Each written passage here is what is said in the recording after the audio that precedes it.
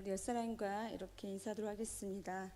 부르심에 감사함으로 응답하고 있습니까? 라고 인사하도록 하겠습니다.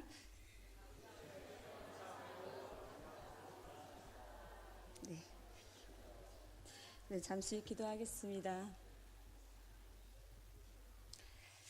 하나님, 오후 찬양 예배에 하나님께 예배하는 우리 모든 이에게 하나님께서 각자에게 하나님께서 하나님의 음성을 들려주시고 또 하나님의 말씀에 따라 삶에서 응답하는 우리 모두가 될 수 있도록 인도하여 주시기를 원합니다. 감사함 예수님의 이름으로 기도합니다. 네. 이사야 6장을 보면 그의 소명의 이야기가 언급되어 있는데 그가 소명을 받는 장면이 아주 독특합니다. 소명의 대부분이 하나님과 선지자 간에 개인적으로 은밀하게 행해졌습니다. 예를 들면 사무엘을 선지자를 부르실 때 하나님은 사무엘아 사무엘아 부르시고 장차 되어질 일을 사무엘에게 은밀하게 말씀하셨습니다. 모세에게는 떨기나무 불꽃으로 나타나셔서 하나님께서는 내 백성 이스라엘을 바로의 왕으로부터 해방시키기 위해 가라라는 소명을 주셨습니다. 그러나 이사야는 예배 중에 하나님께 소명을 받았습니다. 주께서 높이 들린 보좌에 앉아 계시고 주님의 옷자락이 성전에 가득하고 스라들이 도회라는 찬양하는 장엄한 예배 가정에서 소명을 받았습니다. 이렇게 소명은 개인적으로 이렇게 은밀하게 받을 수도 있지만 예배 중에 찬양 중에 기도 중에 또한 말씀 중에 하나님의 임재를 체험하는 중에 소명을 받을 수가 있습니다. 저는 예수님을 믿지 않는 이렇게 불신자의 가정에서 태어났습니다. 동네는 유교 영향 아래서 또 아래와 무속 신앙의 뿌리가 깊었기 때문에 예수님을 믿기가 적지 않은 어려움이 있었습니다. 그러던 제가 처음으로 중학교 2학년 때 친한 친구의 권유로 교회 수련회에 참석하게 되었는데 친구 따라 교회를 다니다 보니 제 안에는 믿음이 그렇게 자라지는 못했습니다.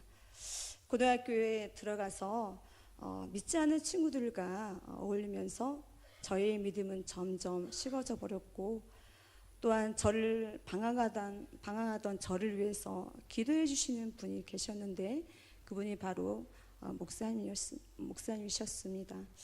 그 당시 저희 가족은 예수님을 믿지 않았기 때문에 저를 위해서 기도해 주시는 분이 한 사람도 없었습니다. 그런데 항상 저를 위해서 기도해 주셨던 분이 바로 목사님이셨던 것입니다.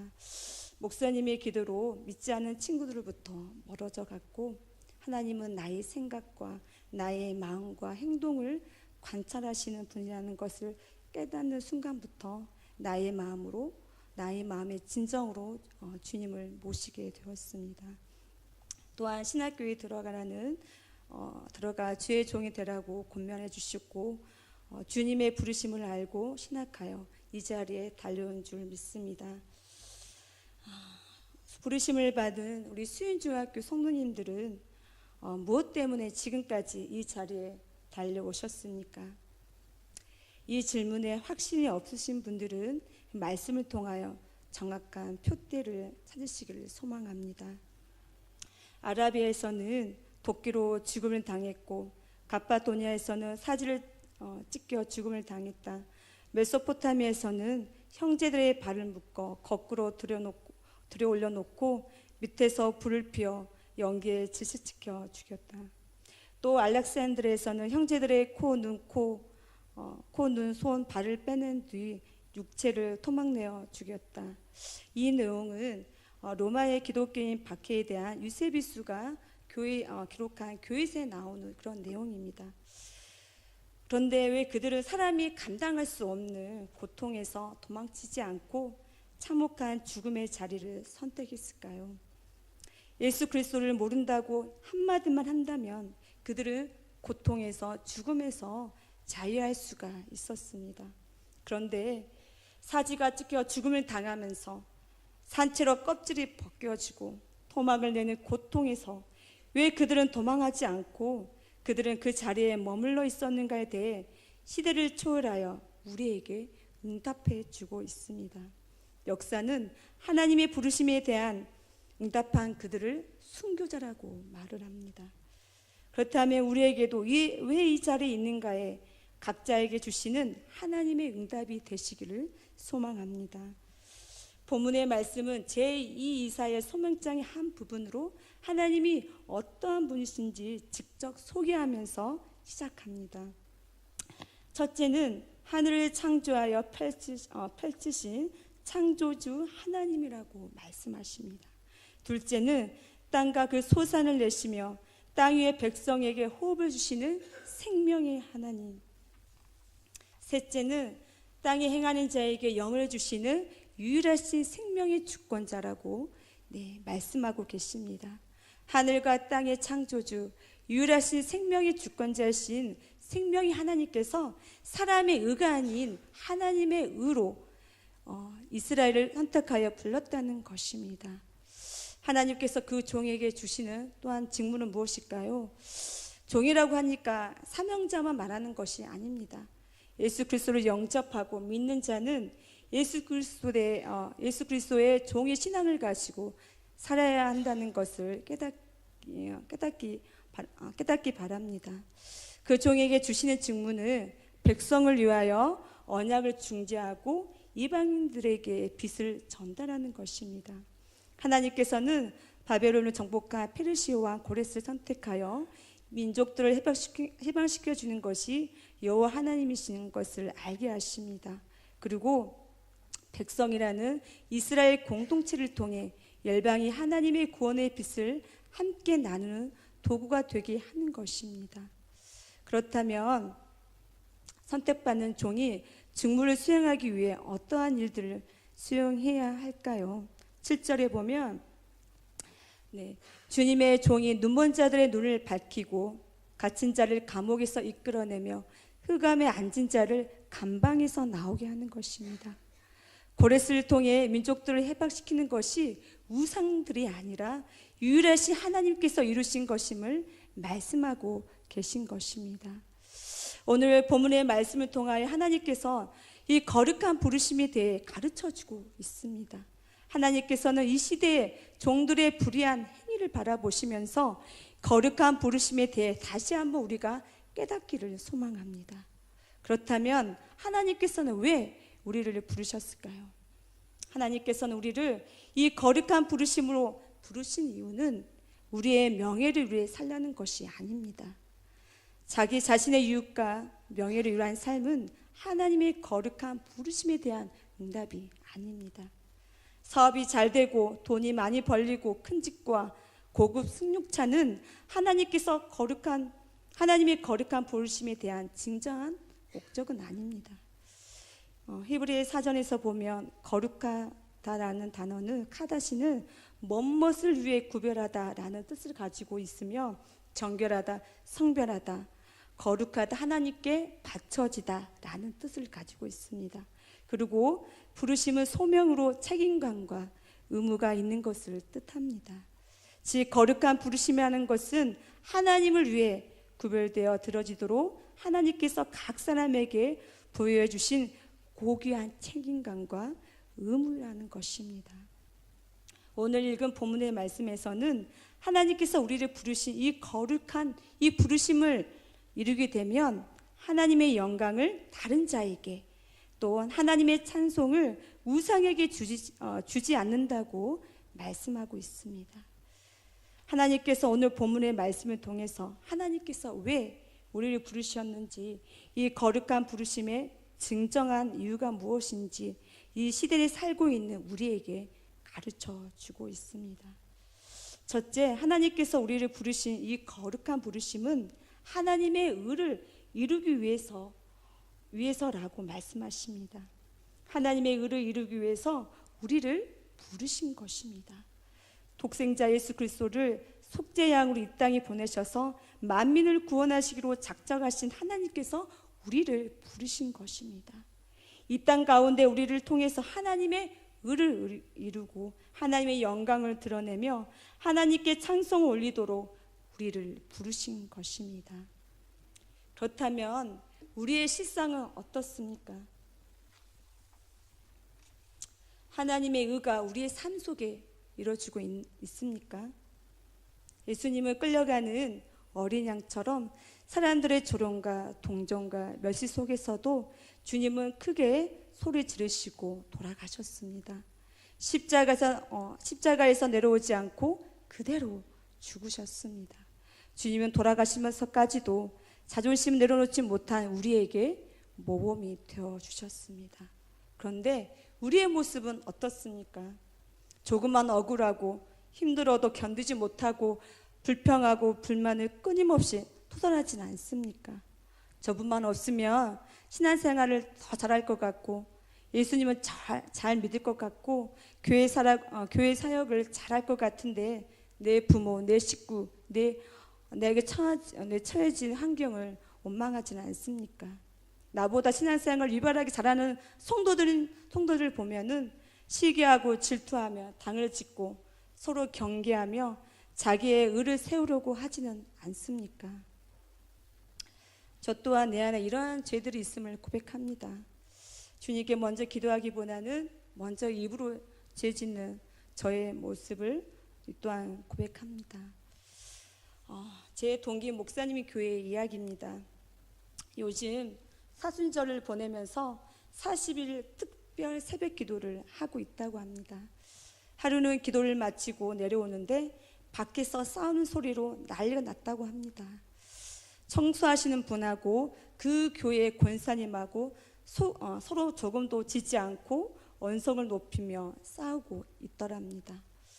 그 내용은 동기 목사님 교회 권사님은 짬짬이 파지를 지우면서 세금이라도 내려고 했답니다. 이분은 자기 이름으로 된 건물을 갖고 있는 건물주랍니다.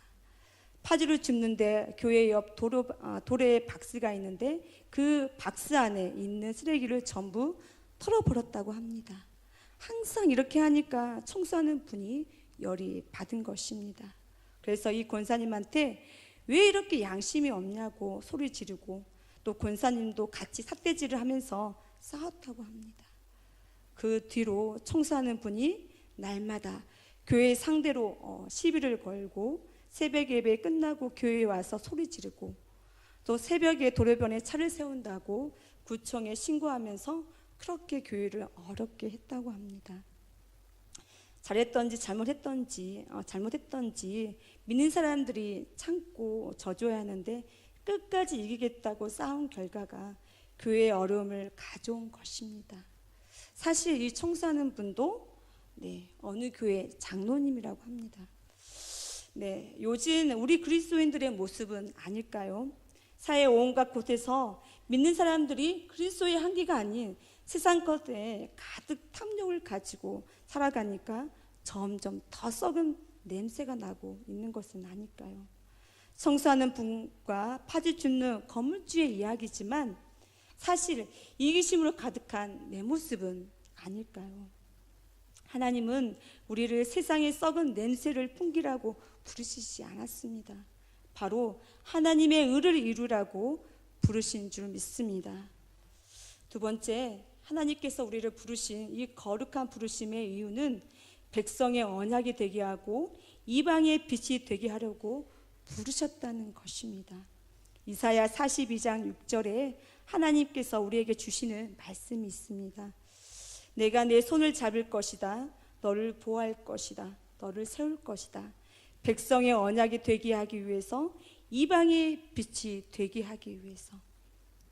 본문의 말씀은 하나님의 거룩한 부르심을 이루기 위한 하나님의 성실하심 우리에게 보여주고 있습니다. 백성의 언약은 이사야 전체에서 다시는 전쟁을 연습하지 않는 시대, 내 백성이 다 의롭게 되는 나라, 새 하늘과 새 땅이 수반되는 것으로 나타납니다. 우주의 회복과 새로운 창조에 대한 비전들은 모든 가족에게 상속할 권리를 부여하는 것과 희년의 사회 질서를 완전히 회복시키는 것입니다. 그리고 7절 말씀을 통해서 눈먼 자들의 눈을 밝히고 갇힌 자를 감옥에서 이끌어내며 흑암에서 앉은 자를 감방에서 나오게 하는 억압적인 정치 구조를 개혁하는 것과 관련이 있다는 것을 분명히 말씀하고 있습니다. 이스라엘 백성들이 고백하는 하나님은 원래 이스라엘 백성들이 애굽의 바로의 학대 밑에서 신음하고 울부짖을 때 강한 힘과 능력의 팔로 바로를 심판하고 이스라엘 백성들을 구원해 주셨습니다. 이 하나님에 대한 신앙이 이스라엘 신앙의 골격이었습니다. 하나님께서는 종의 모습을 띈 백성의 의무는 고난을 받고 억압받는 자들을 옹호하는 일과 관련시키고 있고 매일매일 삶 속에서 벌어지는 냉혹한 현실에서 그 정직성을 확인하고 계십니다. 흑인들의 인권 해방을 위해서 싸운 미국 최초 흑인 대통령 마틴 루터 킹의 이야기입니다.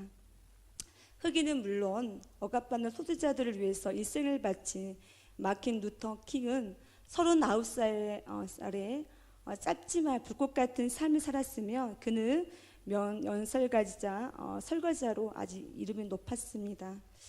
그는 1968년 6월 4일 I have a dream이라는 연설을 통해 말합니다. 내가 죽거든 나를 위해 긴 장례를 생각하지 마십시오. 긴 조사도 하지 말아주십시오. 내가 또 노벨상 수상자라는 것과 그 밖에 많은 상을 탄 것이라는 것을 조금이라도 언급하지 마십시오. 그것은 하나도 중요하지 않기 때문입니다. 나는 그날 마틴 루터 킹은 다른 사람들을 위해 살려고 노력했고 다른 사람들을 위해 사랑하려고 노력했으며 전쟁에 대해 올바른 입장을 취했다고 평가를 받고 싶습니다. 또 배고픈 사람들에게 먹을 것을 주고 헐벗은 사람들의 입을 것을 주기 위해 애썼으며 아름다움을 지키고 또 사랑하기 위해 몸바쳤다는 것을 기억했으면 좋겠습니다. 이 설교는 드럼 메이저 설교 또는 나의 정의를 위한 드럼 메이저입니다 라는 제목으로 일컬어지기도 합니다. 드럼 메이저는 본래 행진, 악대나 고족대의 맨 앞에 서서 이끄는 사람들을 뜻하고 지도자로서의 직분 또한 소명을 뜻합니다. 2월 4일의 설교에서는 그는 다음과 같이 말합니다. 여러분, 제가 드럼 메이저였다고 말하고 싶다면 정의에 대한 헌신한 드럼 메이저였다고 말하십시오. 평화에 대한 헌신한 드럼 메이저였다고 말하십시오. 그 밖에 다른 것들은 하나도 중요하지 않습니다. 저는 다만 헌신했던 삶을 남겨두고 싶습니다. 하나님께서는 이렇게 마틴 루터 킹의 미국의 대통령 자리에 오르게 함으로써 그를 부르신 거룩한 부르심을 이루게 하신 것입니다. 그는 교회의 담장을 넘어서 고레스와 같은 민족과 열방을 위한 하나님의 이 거룩한 부르심을 향해 나아간 것입니다. 그는 하나님의 말씀대로 살아가 지도자로서 정의와 평화에 헌신을 했고 또 하나님께서 그를 백성의 언약과 이방의 빛으로 세우셨습니다. 하나님께서는 지금도 마틴 루터 킹과 같이 그분의 이 거룩한 부르심을 이루기 위해 헌신한 한 사람의 드럼 메이저를 찾고 계십니다. 예수 그리스도의 복음을 위해서 감당할 수 없는 고통에서 도망치지 않고 참혹한 죽음의 자리를 선택했던 순교자들의 선택이 과연 옳았을까요? 예수 그리스도를 모른다고 이 한마디만 말하면 그들은 그 고통과 죽음에서 도망치는 것이 이 시대에 지혜 있는 자들의 선택은 아니었을까요? 사지를 찢겨 죽음을 당하면서 산채로 껍질을 벗겨지고 토막을 내는 고통의 속에서도 도망치지 않는 것이 미련한 것은 아니었을까요?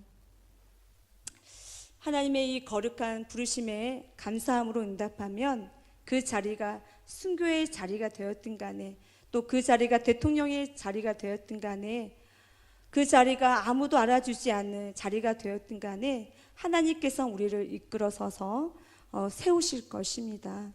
하나님께서는 당신의 의를 이루기 위해서 우리를 백성의 언약이 되게 하기 위해서 이방의 빛이 되게 하십니다. 우리가 이 거룩한 부르심에 응답할 때 하나님께서는 영광을 받으시고 찬송을 받으십니다. 하나님께서는 이처럼 시대를 초월하여 우리에게 말씀하고 계십니다. 나는 여호와이니 이는 내 이름이라. 나는 내 영광을 다른 자에게, 내 찬송을 우상에게 주지 아니하리라. 하나님은 하나님의 영광을 주의 종이라 해서 양보하지 않습니다. 그 어떤 피조물도 하나님의 영광을 가로채는 것을 기뻐하지 않으십니다. 자기의 의를 세우고 또 다른 형태의 바벨대로 가득 채워가는 이 시대에 하나님께서는 사람의 의가 아닌 하나님의 의로 우리를 부르셨다고 말씀하고 계십니다. 부르심의 현장에서 아무도 알아주지 않는 그 자리에서 아무도 알아주지 않는 자리, 나에게 너무나 버거운 일이면 헌시짝처럼 버리는 실태를 보며 하나님께서 말씀하십니다. 나의 의를 이루기 위해서 너희들을 불렀다. 우리는 우리의 열심이나 수고로 인해서 이렇게 성장한 것이 아닙니다. 하나님께서 우리의 손을 잡아주시고 보호하시고 세우셨다는 것을 기억해야 합니다. 우리의 부를 축적하고 풍요를 위해서 우리를 부르신 것이 아니라 백성의 언약이 되게 하고 이방의 빛이 되게 하기 위해서 하나님께서 우리를 부르신 것을 꼭 기억해야 합니다. 하나님께서 여러분을 부르신 이 자리에서 하나님께서 이 거룩한 부르심에 우리 모두는 순종하시길 바랍니다. 우리의 겸손함과 순종을 통해서 하나님께서는 하나님의 역사를 이루어 가실 것입니다. 그 하나님의 부르심에 응답하는 우리 수윤중앙교회 모든 성도님들이 다 되시기를 소망합니다. 네, 기도하시겠습니다.